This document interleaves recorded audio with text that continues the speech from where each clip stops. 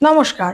আপনার বাড়িতেও যদি সবসময় অশান্তি, ঝুট ঝামেলা বা অর্থকষ্ট বা বিভিন্ন রকম সমস্যা আপনার জীবনে হয়েই থাকে বা সবসময় চলছে এগুলো, তাহলে কি করবেন? তাহলে বুঝতে পারবেন অবশ্যই যে নেগেটিভিটি বাড়ির মধ্যে অবশ্যই আছে বা বাস্তু প্রবলেম কোথাও না কোথাও আছেই। তো আপনার কাজ কি? শনিবার দিন আপনি একটা সাবুত তেজপাতা নেবেন, যেটার মধ্যে কোনো রকমভাবে কাটা, ছেঁড়া, ফাটা কিছু থাকবে না।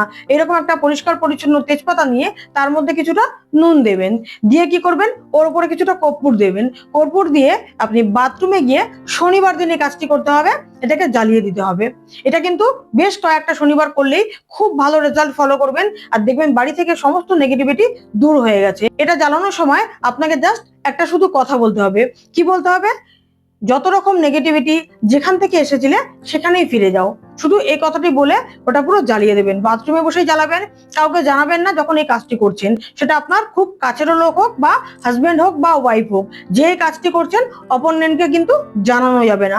আপনি জাস্ট টয়লেটে গিয়ে এই কাজটি করবেন, বেরিয়ে আসবেন। প্রত্যেক শনিবার করে অবশ্যই করুন। বেশ কিছুদিন করলেই দেখবেন আপনার বাড়ি থেকে সমস্ত নেগেটিভিটি দূর হয়ে গেছে। আপনি খুব ভালো থাকতে পারছেন। নমস্কার। ওম নমঃ শিবায়।